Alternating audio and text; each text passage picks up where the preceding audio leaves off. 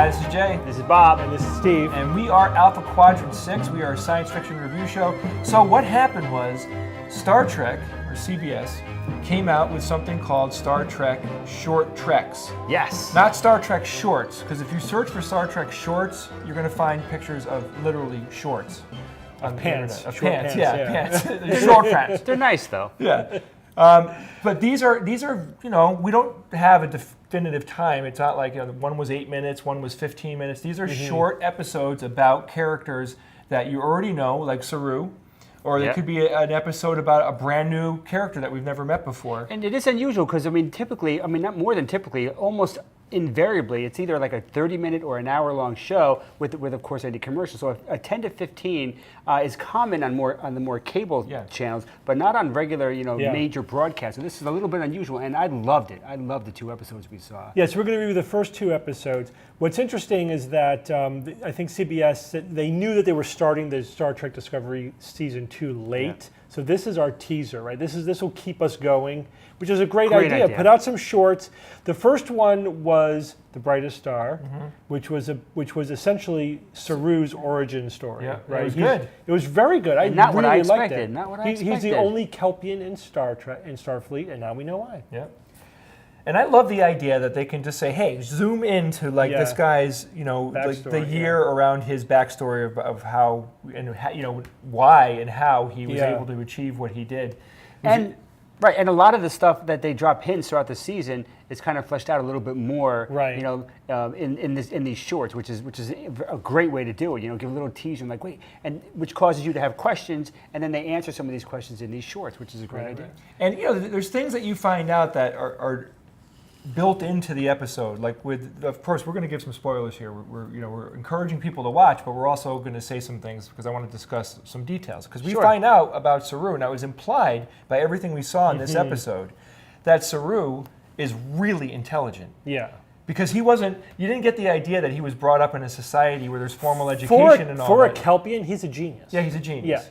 Yeah, that implication is pretty clear. Because he reverse engineers a piece of technology that he found. Yeah. So he was smart enough to find alien technology and literally make it do something. Not only use it, but make it do something he wanted to use it to. So I do like the fact that you get this really, pretty deep backstory on one character. That's what we like about these shows, right? It's the characters, and having more character development. In the regular season, when you're trying to get plot done and everything, you may not have the time to do character development. So it's this little short, that's all it is. Let's just do 10 minutes of just fleshing out Saru's character. Now we'll enjoy seeing him more on the regular show. Right, and that's 10 to 12 minutes that you could never have inserted into a regular episode. Never do it. It'd be too slow.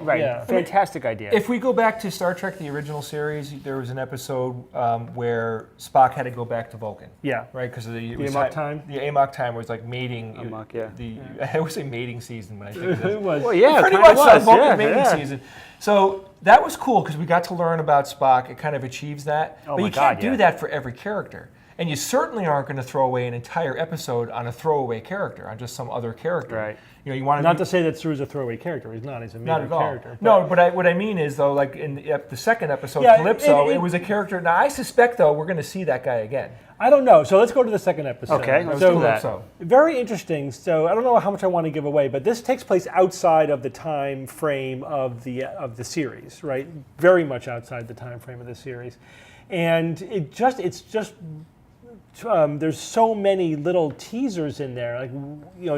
It's definitely one of those shows where it creates far more questions than it answers. Absolutely, when is this taking place? Why is that happening? And it's great. I don't want to give too much away. Is that what we think it is? Maybe not. When's that going to happen? and we really have no idea if any of these threads are going to be pulled into the main series. If not, who cares? It's just a nice little nugget all unto itself. But if they do make some connection, which I suspect they will. I do too. I'll put my nickel on. It makes it all the more interesting. We're going to see that guy again. Yeah. So this is really good storytelling. It's smart. It's very smart. Yeah. Yeah, I'm applauding CBS for it, not only because I like of the 2 episodes that I saw. There's only one more episode that is And out it's a at this Harry point. Mudd episode. I Yeah. want to see that Yeah. badly. But, and he's a perfect example. Like Love him. we want more of that character. Now you don't need to focus a whole episode on him. When I can see 15 or 20 minutes of him Right. doing something specific, that's great. But then again, the episode where they did focus entirely on him was one of my favorite episodes of He's the a great season. But they can use these That was wonderful. they can use these vignettes to flesh out details that we've pretty much already said it. They're going to use these to give us more information and relevant information and get us more acquainted with the characters. And then the bigger episodes, they can have them, when Harry Mudd comes on stage next time, we'll know 15 more minutes of Right. screen time about him. Right. That's a lot. So if you are waiting for Star Trek Discovery to come back, the Trek shorts are a great way to whet your appetite, get you back into the Star Trek Discovery mood. We really enjoyed the first 2 that we saw. We'll review the next as they come out. And we're looking forward. We're a little bit over a month away from season 2 of Star Trek Discovery. We'll be here. Yep, we will let you know that right now we're committing to doing it exactly like we did it in last season. We're going to do every episode right after. We're going to live stream Yep. right after. And we'll be doing more episodes between now and then. We're going to do a season 1 review to get you back to up to speed before we do season 2, and maybe some other anticipation episode about what do we know about season 2 coming up. And there's other Star Trek news coming down the pike with Captain Picard. Captain Picard's series. Yep. We'll keep you up to date on that. Yeah, So excited about that one. So I've been reading as much as I can. There's not Yeah. much out there, but I picked up a few tidbits of information.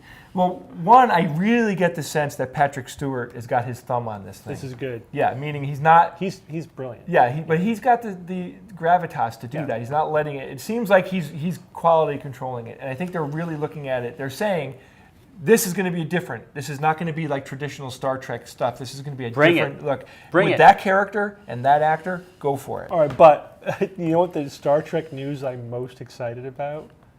Beyond That blows away What? Patrick Stewart's series. What? what? The makers of Rick and Morty have been tapped to do a cartoon that's based on Star Trek. Oh, that can't be bad. What does that There's mean? Nothing They're that gonna Rick and Morty, but it's gonna be a Star Trek cartoon, like a funny it cartoon. won't be Rick and Morty though. No, it'll be Star Trek. Yeah. It'll Okay. But That's- those minds are with created- their creative mojo. The Okay. creators of Rick and Morty are doing a Star Trek cartoon that's going to show us the dark underbelly of the Federation. Is it Wow. supposed to be funny though? Of course. All right, just checking. Wow, I love those All right, guys. You That's guys very haven't good. heard that? Oh my goodness. I don't know how that got past me. Maybe I read it late at night and didn't believe it or thought it was. Well, I think it's going to be, I don't know, a year or 2 years away, I think, before we see an episode. But that was just, I hope this comes to fruition, but that's the scuttlebutt. Okay. Right now. That would be amazing. And then I'm also, There's more? there's more. What? Who? Quentin Tarantino's Oh, going to do yeah. a Star Trek movie. Yeah. You guys Is that heard about 100% though? I know, That's whatever. just- Who knows? But that's the scuttlebutt. Because what I've read I don't know what is to that think about this that. is, he said I only want to make 10 films.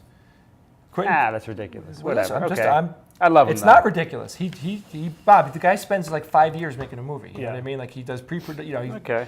He's like what's his- Kubrick? yeah, Kubrick in a Not sense. quite, but he's getting there. But this would be his last film. Will be a Star Trek That's movie. sad. I think him going out on a Star Trek film could But be a Quentin epic. Tarantino But Star how? Trek movie. It's like oil and water. How does that even work? I know. I want to see it. That's what's All right, amazing hell, I'll about watch it, but damn, wow. I mean, But I think he was the one who said, I want to tell the story of the guy who programs those little yellow cards so that when you put it in the replicator, you get tea.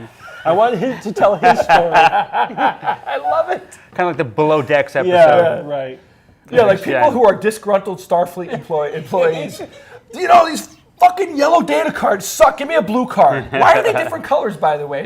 Are they color coded or is it random? They do it by the type of data that's on them. It's so stupid. Now that you look back on it. Oh my God. Yeah, there's no like numbers or barcode. Yellows- It's So just- you can't even identify, if you took all the yellow cards in there and put them on the table, how would they know which one is theirs? Right.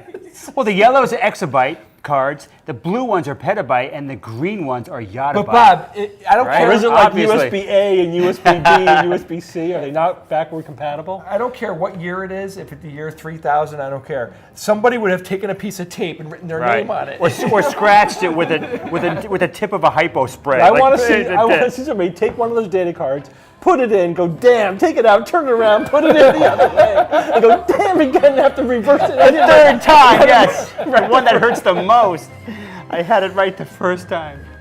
So guys, if you're enjoying the show, go to patreon.com/Alpha Quadrant 6.